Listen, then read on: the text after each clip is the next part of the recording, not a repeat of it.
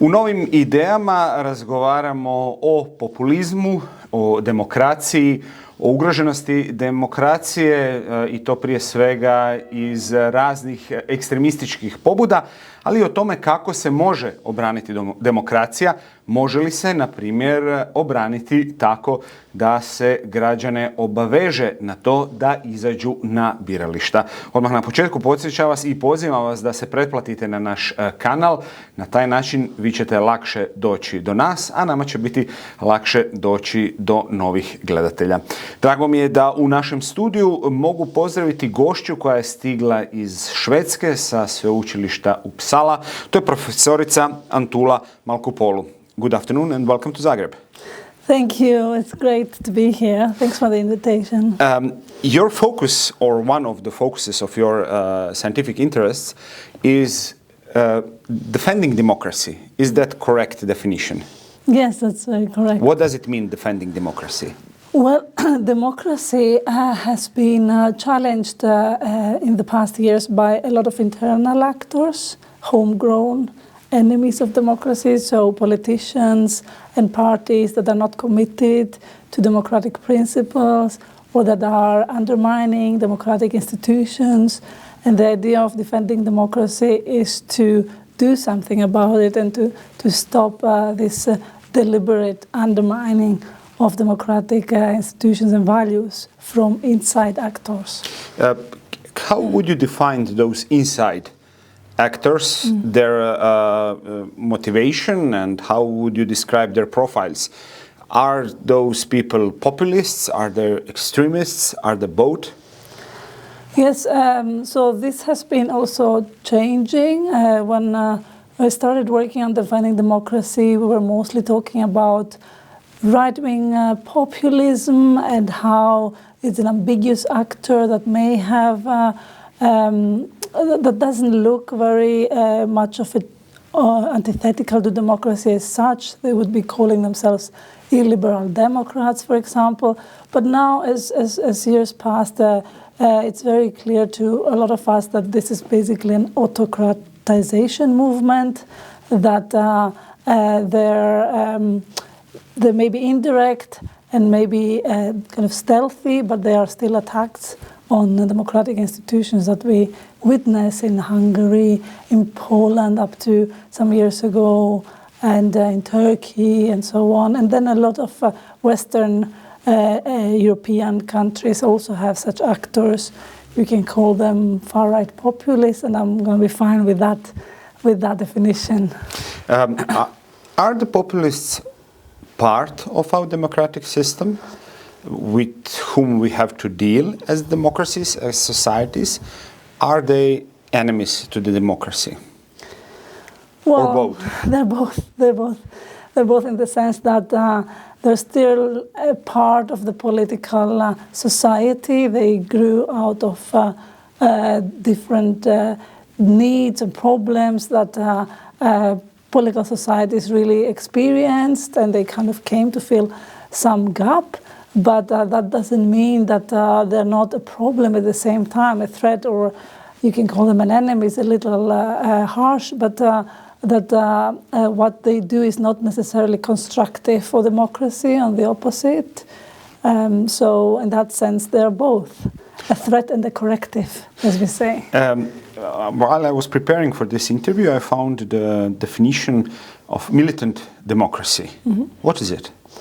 Militant democracy is the idea that democracy needs to introduce restrictions of rights for these kind of actors that we were just talking about, and ban such parties, prohibit such parties, limit the right to speech, and so on. This is the idea.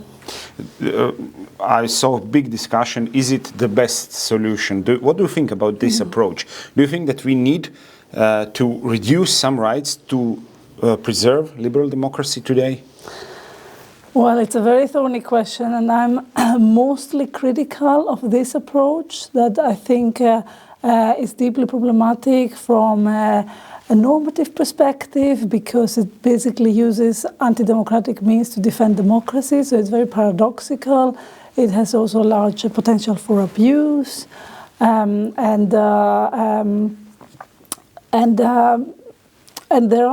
it also may be misleading a little bit the whole discussion of what is the problem and how should it be addressed without leading to a further regress of democracy. What is then alternative to that approach? There are alternatives, yes. For example? So there are alternatives that have to do with not targeting specific actors, but building up institutions that are robust, checks and balances, having for example, term limits, and things that don't have to do with the ideas that parties may profess, even when these ideas are kind of clearly anti-democratic, but still to protect the procedures from abuse. And then the other alternative is to look at the actual roots of the problem, what kind of grievances led to the emergence of these actors, and to what extent, these are legitimate grievances, some of them may be, and then address those, and look at the social kind of situation, the social and economic grievances, the cultural grievances, and how to address basically those, and not just ban them and put the problem under the carpet in that sense. What are the weakest points of liberal democracy today? What are the points where democracies today in Europe are most weakened or most vulnerable for targeting by populists? Yes, well, I guess that explains also their emergence. It has to do with the convergence of the main parties on economic issues from the 90s onwards. It has to do with a kind of alienation of voters. It has to do with does it have to do anything with the fact that many members of our society, huge communities, are feeling that they are losers of transition, that they feel that they are abandoned by their countries? Do you think that is also the field which is very interesting to the populists? Workers who are losers of the green transition, for example, or minority communities somewhere, or communities which feel that they are targeted or that they are victims of the migration trends and stuff like that?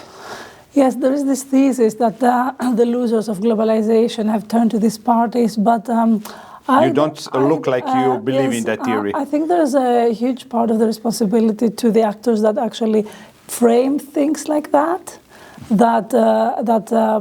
polarize around these issues and present them as they are in a way that divides and kind of benefits their own kind of rather kind of illiberal views. So there is only the actual conditions and structural problems are part of it, but how they're framed is another problem. I forgot my... Yeah. But the question is what different key players in society did in this situation. For example, I would like to hear from you, what do you think about media in this challenging times for Western democracies? Very often my colleagues would say, oh, we are the victims of the populists. Mm-hmm. But populists grew up partly also because of the support of the media in one period. Mm. Yes, but the media are in a really sensitive position here, because on one hand, their mandate is to preserve this diversity of opinion and pluralism and be inclusive. But when they do that with these actors, they somehow become complicit without wanting to do that. But what is the alternative then? For the media to shut the doors, then they can be accused for being very selective and very politicized and so on. So it's a very sensitive position that the media find themselves in. What you think societies, countries in Europe today should do to deal properly with populist pressure on liberal democracy? Yes, as I said, I think that there are different measures, and the kind of level of policies. I think these grievances should be addressed, but at the level of institutions, the institutions have to become robust and immune to challenges, to the fact that the government may be led by an actor that wants to undermine all these institutions. So at both levels, one has to intervene. Well, one of the approaches we can see all around Europe on different levels is interest of the, let's put it mainly center-right parties to introduce populists as their minority partners. Very often you can hear those politicians saying, yes, but if we bring populists to the governance, then they will have to adapt to the reality and they will change. What do you think about that?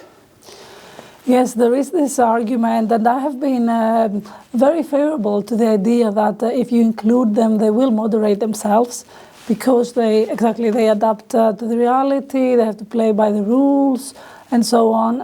But the practice shows otherwise, that they don't become more moderate. They just use this platform to also bring others on their own to their own platform and propagate their message. So I'm a little split on this issue, and there are different studies that examine also the ethical side of compromising, to the extent that there is an overall harm to society. That's where the red line is. You should not collaborate when the overall harm is huge.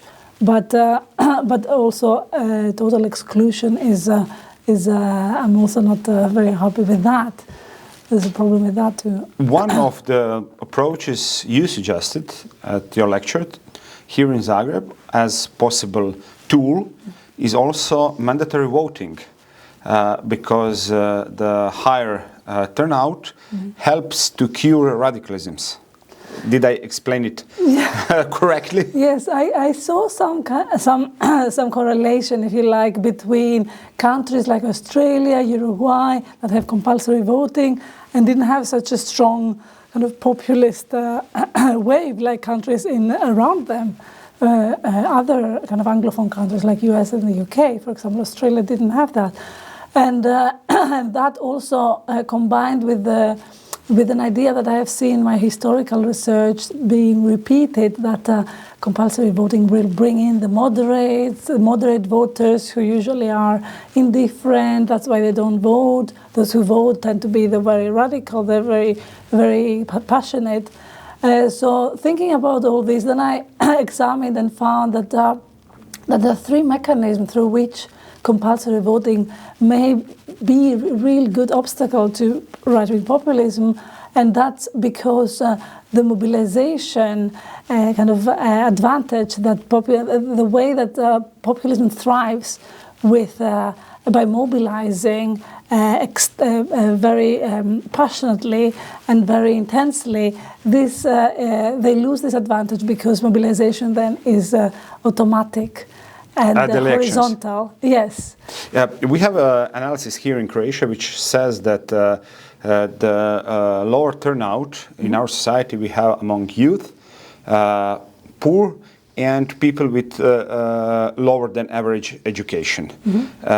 Do you think that mandatory voting could bring them, from the edge of the society to the focus? Do you think that if we do that politicians will have to think about those groups they are not maybe addressing at all right now because they know they are not voting? Precisely. Exactly as you say. Once you have mandatory voting, these groups will vote, and studies show that they actually start getting interested, start getting informed, deliberate and reflect, and then they vote. Regardless of what they vote for, all the parties will have to address their concerns because now they are part of their constituency, they are possible voters, they cannot just ignore them. this ignoring effect has been a vicious circle. We know that they don't vote, we don't address their concerns, they continue becoming disadvantaged. When they are voting by default, then definitely their interests, their concerns are addressed. They co-shape the agenda, and they co-shape policies. Absolutely. How do you explain, if we analyze it like this, that this system is not much more accepted, for example, in the Europe? How I explain that? I mean, even we have in Europe, we even have states which gave up from that concept. Yes, there are countries that abolished compulsory voting. I think that parties would not introduce it unless they see a direct benefit for them.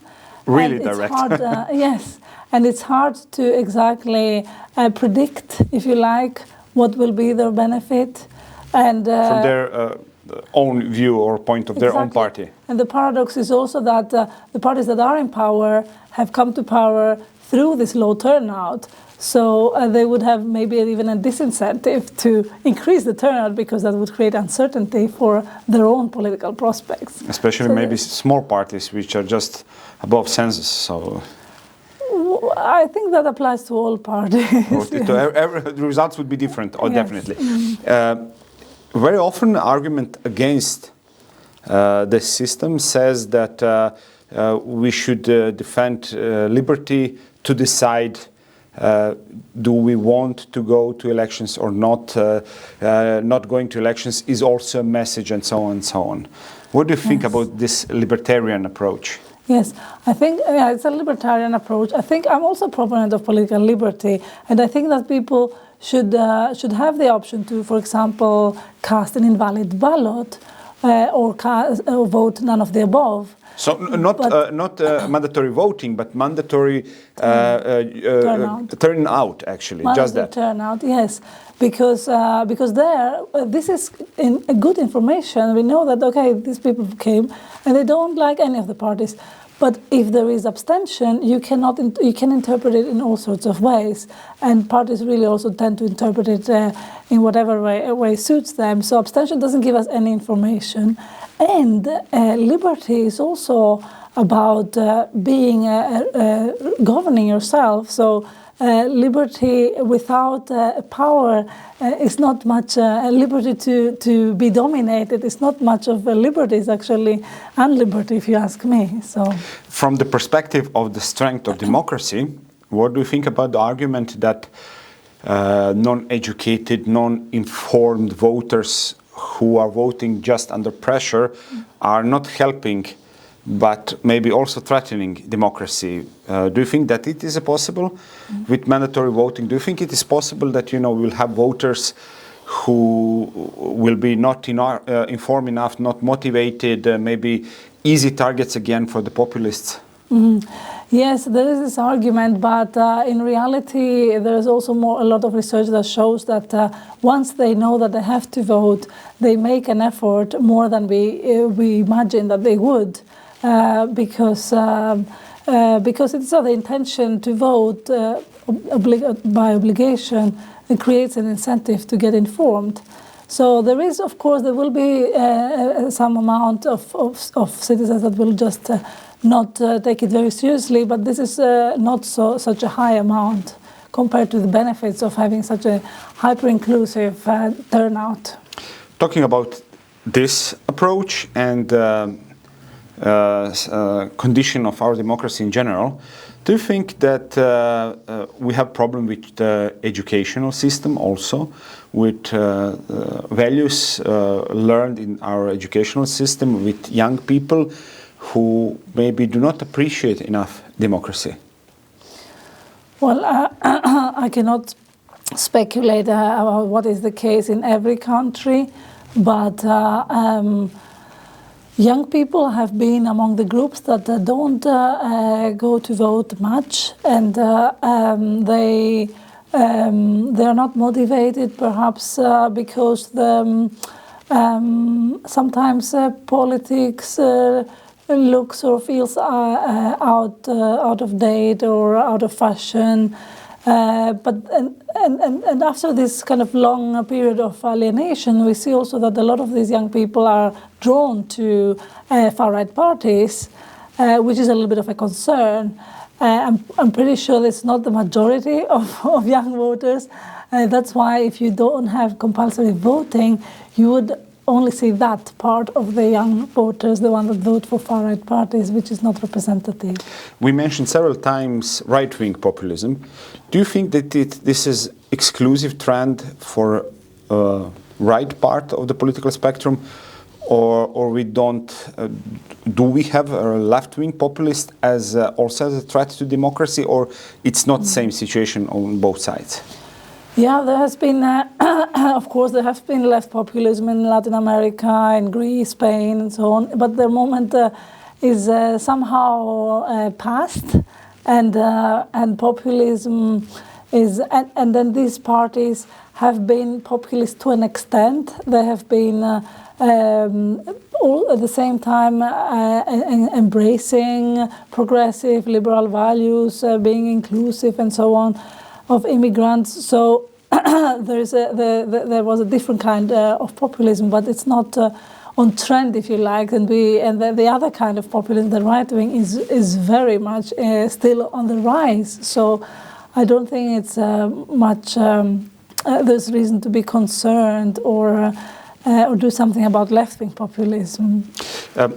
When we talk about the power of populism at this moment, some would say that the biggest energy to them comes from the United States, from Donald Trump.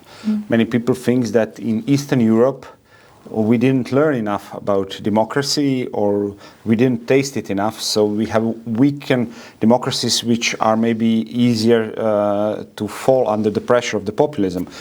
But we also have populist trends in Scandinavia, in Sweden, also in Finland, all around Europe. So what do you recognize as a global European trend at this moment, considering populism and political extremism? Yes, I think that if we can basically try to identify what they have in common, all these different far-right parties basically in different parts of the world, is definitely regressive values, like against the rights of minorities, against gender equality and so on, as well as no respect for liberal democratic institutions. And do you think that influence, for example, from United States is important factor in Europe right now? Or we have actually our domestic version? Yes, I think that in Europe we had much before Trump this phenomena in different countries. In the Netherlands, in Belgium, it was already since the 90s. So, but of course, when it happens in the US, which is such a large democracy and so influential, then it acquires different dimensions.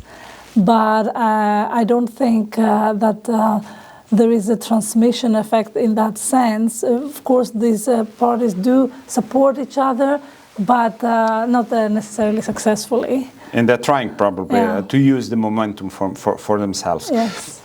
In Sweden, how would you describe the situation with populists and extremists? Because here we have from time to time some selective news, but if you would be asked to explain the situation, for example, in your country, in several sentences, what are key moments at this moment on Sweden political scene, considering Sweden democracy? I think Sweden is an interesting case in that they completely switched lines as to how to respond to this phenomenon. And back in 10 years now, 2014, there was a pact between the parties, the mainstream parties, to keep the Sweden Democrats from acquiring a kingmaker role. So to support each other to the extent that Sweden Democrats would not have any influence. And this pact was criticized very much and collapsed very fast. And now we're in a situation where they are part of the coalition government. They don't have ministerial positions, but they're part. So now we are on the other side where they not only are included, but they're actually in power. So in that sense, Sweden is an interesting case where we see that how a country deals with this phenomenon really can change over time. And results of this change, as you see them? The results, we can see that they have the impact on some policies, especially immigration policy, and that's not surprising. In general, do you agree with me that whole Europe turned a little bit right, or a lot, on political spectrum? Yes, I think it's very clear. You can see that in the European election. If you compare, for example, social democrat politics 10 or 15 or 20 years ago with social democratic politics and positions today. How about the social democratic or positions? Anybody else? Had changed already much more now. It's almost 30 years that they have moved to the center, so that's not news. But what is news is that there's increasing support for parties that are from the center to the right, and much less support as time goes by to the other parties. So proliferation of parties on this center-right spectrum that goes all the way to very far-right parties and increasing number of voters that support them. Yeah. Let's finish with this idea of mandatory voting. Would you suggest to the governments that approach as maybe quick win for strengthening democracies, mandatory voting? A quick win to a government that is very benevolent. Compulsory voting would be also a stabilizing mechanism in the sense that there would be increased representation, increased participation, increased democratic legitimacy, a more more inclusiveness. So there couldn't be problems that arise out of the lack of these elements in democracy. So there, in that sense, there's only gains to see with that system. Professor Malkopoulou, thank you very much for your time. Thank you. Hvala i vama, dragi gledatelji, što ste bili s nama. Pretplatite se, budite i dalje uz ideje besplatne.